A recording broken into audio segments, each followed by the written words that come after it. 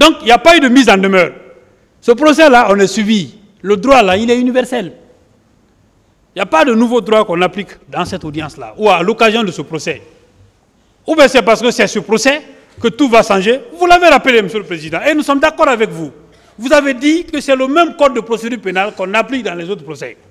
Ça ne va pas changer ici. Notre code est très pauvre sur la question de réqualification. C'est pourquoi on part puiser dans les jurisprudences. Monsieur le Président, faites en sorte que vos décisions puissent être enseignées dans les universités guinéennes.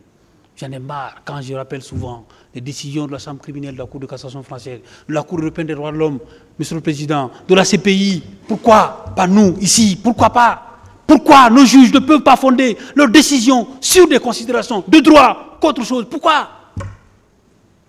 Il nous appartient, nous, acteurs de la justice, de changer notre pays, de par notre façon de faire, Monsieur le Président, honorable assesseur. Il y a aussi l'arrêt le plus récent, Monsieur le Président.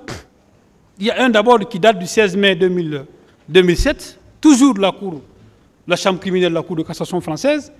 Vous avez un autre arrêt contre l'État d'Espagne qui date du 5 mars 2013 de la Cour européenne des droits de l'homme. Tous ces arrêts, c'est sur la réqualification des faits. Donc, la jurisprudence est constante et abondante, Monsieur le Président, en la matière. Le principe est donc clair. S'il appartient aux juges répressifs de restituer aux faits dont ils sont saisis leur véritable qualification, c'est à la condition que le prévenu ait été mis en demeure de présenter sa défense sur la nouvelle qualification envisagée. Le ministère public, Monsieur le Président, a précisé ça dans ses réquisitions écrites. Lisez-la. Vous verrez que même le ministère public est d'accord avec nous. Vous verrez ça. Alors, la réquisition même, je vais vous aider, Monsieur le Président. Je vais vous aider. Je vais vous aider. C'est la page, c'est la réquisition qui date du 1er mars 2024, précisément à la page 33, paragraphe 2. Page 33, paragraphe 2. Le ministère public dit l'essentiel est que le prévenu ou l'accusé ait été mis en demeure de se défendre sur la nouvelle qualification envisagée. C'est le parquet qui l'a dit, dans ses réquisitions. Je ne parle pas de la partie civile, parce que nous n'avons pas la même vision sur la question. Monsieur le Président, honorable associé, donc tout au long de ce procès, notamment à l'occasion de l'interrogatoire des accusés, ils n'ont jamais été mis en demeure de s'expliquer sur ou de se défendre sur la qualification de crime contre l'humanité ou de responsabilité de commandement. En d'autres termes, aucune question venant d'une partie au procès n'a été autorisée dans ce sens-là. Et je rappelle bien, hein, c'est le commandant Toumba qui passait à l'audience, quand la question, une fois a été posée, le tribunal, il y a eu une réaction de ses conseils, le tribunal a dit non, il faut rester dans le cadre de l'ordre de renvoi. Les vidéos existent. Vous avez exigé ça. Donc les débats ont été circonscrits sur ça. Monsieur le Président, honorable assesseur, ce n'est donc qu'à la suite des réquisitions présentées par le ministère public que le problème a été posé, et seuls les conseils ont donné leur avis sur l'opportunité de la réqualification. Il aurait fallu que le tribunal, Monsieur le Président, que les accusés eux-mêmes soient interrogés par le tribunal, le ministère public et les conseils de la partie civile sur les éléments constitutifs des infractions de crimes contre l'humanité, de responsabilité de commandement. Autrement encore, notre client n'a jamais été en situation de se défendre sur ces infractions-là. Le capitaine est là. Jamais. Jamais. À supposer que le tribunal décide de réqualifier, ce qui est inenvisageable en l'espèce, Monsieur le Président, le capitaine n'a pas été mis en position de se défendre sur ces éléments constitutifs des nouvelles qualifications réclamées par le ministère public et soutenues par la partie civile. Monsieur le Président, honorable assesseur, je vais vous rappeler deux choses par rapport même aux conditions de la réqualification. Et sur ce point, je vais rappeler une jurisprudence également, qui est récente, sur les conditions d'une réqualification. Vous verrez que ce n'est pas possible. Ça dit, ce n'est pas possible non seulement par rapport aux accusés présents, mais je me demande comment vous allez réqualifier à l'égard de Claude Pugy, qui n'est pas présent. Et sur la question, Monsieur le Président, il y a eu, Monsieur le Président, des arrêts qui ont été rendus sur ces questions-là. Je vais vous lire ceci.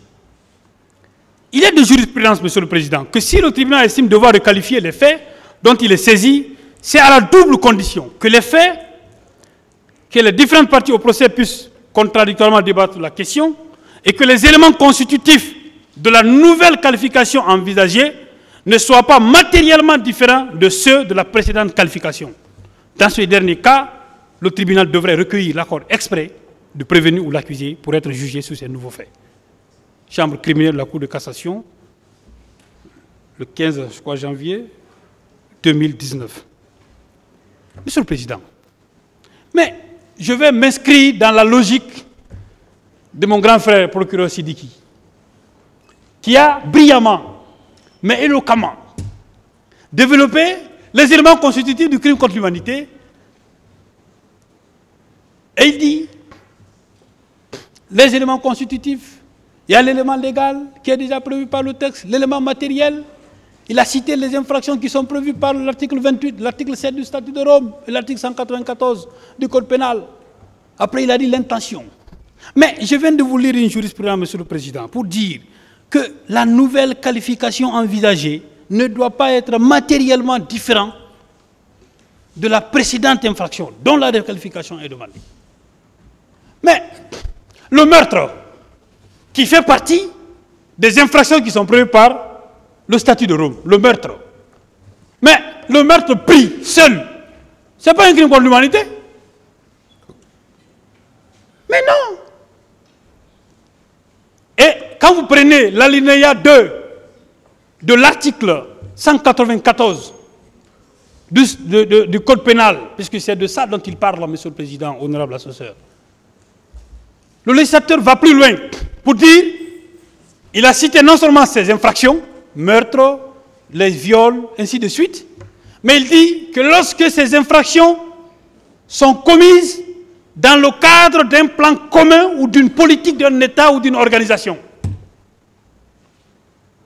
et dans le cadre d'une attaque générale et systématique, ce qui veut dire que la généralité et la systématicité de l'attaque et le cadre, le plan commun dont il est question, sont tous, Monsieur le Président, des éléments constitutifs du crime contre l'humanité. Mais vous jugez votre juridiction, Monsieur le Président, des infractions de meurtre, d'assassinat tous les jours ici. Mais pourquoi vous ne qualifiez pas ces choses-là de crime contre l'humanité? Parce que ces infractions, prises de façon isolée, ne suffisent pas pour parler de crime contre l'humanité. Il faut parler d'attaque généralisée, systématique, et faite dans le cadre d'un plan commun et d'une politique d'un État ou d'une organisation. Donc si on part du principe que l'infraction dont la qualification nouvelle qui est envisagée, les éléments matériels doivent être les mêmes selon la jurisprudence de la Cour de cassation française, il faut partir du principe que, effectivement, que le meurtre et l'assassinat ont les mêmes éléments constitutifs que le crime contre l'humanité. Parce que le meurtre pris seul n'est pas un crime contre l'humanité. Mais il faut qu'il soit commis dans le cadre d'une attaque. Donc, il aurait fallu au ministère public, Monsieur le Président, de prouver que le président Dadis avait un plan commun. Que le président Dadis, que l'organisation CNDD était une organisation criminelle.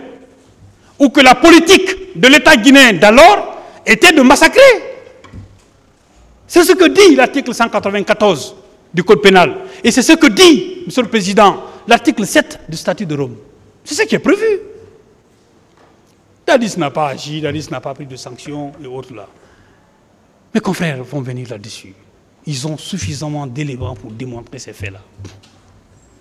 Donc, Monsieur le Président, honorable assesseur, la Cour va plus loin pour dire, dans un arrêt en date du 5 janvier 2005, que le tribunal ne saurait alors requalifier les faits en l'absence du prévenu, notamment lorsqu'il statue par défaut. Pourquoi? La Cour tire la conséquence du fait que l'obligation sur le tribunal de mettre l'accusé en demeure, de s'expliquer sur la qualification envisagée, La Cour tire les conséquences de cela pour dire, mais il faut que vous le mettez en demeure. Et d'ailleurs, s'il n'est pas présent, vous ne pouvez pas le faire.